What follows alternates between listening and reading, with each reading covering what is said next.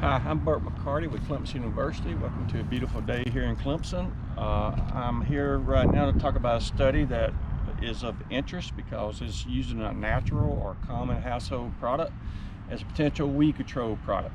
And so we have done lots of this type studies in the past. Some things we looked at have been baking soda, Dawn dishwashing soap, vinegar, various combinations with those products with lemon juice and Epsom salt, caprylic acid plus capric acid, ferrous sulfate, superphosphate, iron chelates, clove oil, clove and cinnamon oils, rosemary and cinnamon oils, citrus oil, lemon grass oil, alcohol, red iron oxide, and pool time algicide.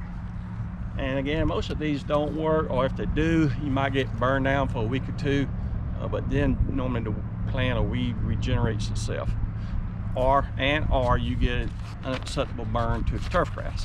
So let's look at a trial where we're looking at another common household product. This one is Head and Shoulders Dandruff Shampoo. So let's look at these. This study was put out by Mr. T. Studemeyer and under my directions. And again, we had a person in the corporate world who swore that this product would work. And so let's see if we found out anything that did work. So T, let's look at this. Again, we look at Head and Shoulders at a couple different rates. This plot 101 is our untreated. The predominant weed that you see is Annual Bluegrass. The scientific name is Poana. And again, we have a good population in this particular Tiffiga Bermuda grass situation.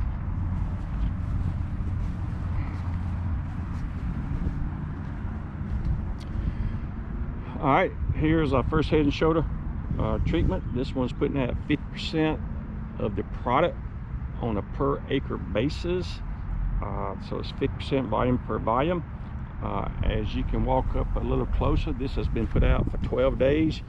You can see a little bit of bleaching to the leaves of the Annual Bluegrass, but I don't see any evidence we're having any long-term control. And we've seen this with lots of other similar products where you do get a little initial leaf burn down, but typically the plant recovers.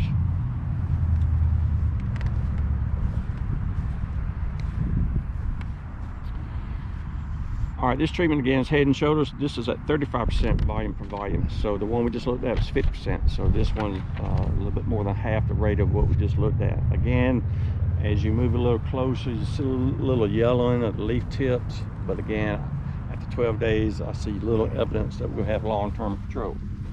And again, on the flip side, we need to make sure we're not going to have any problems with the turf. Again, this is Tiffiga Bermuda grass. We're in mid-February. And so it has not greened up yet. So if we do see differences, we'll come back and shoot another video probably in about 4 or 5 weeks. So I guess the take-home message, we all want to find substitutes for current herbicides that are used in the commercial turf grass and ornamental industry, not only for safety concerns, but also for turf tolerance concern, as well as being able to control some herbicide resistant biotypes of different plants.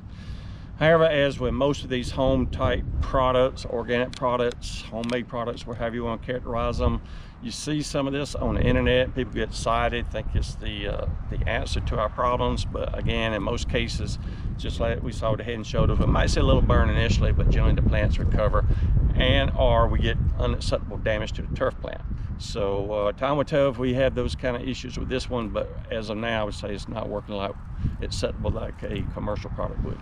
Thanks.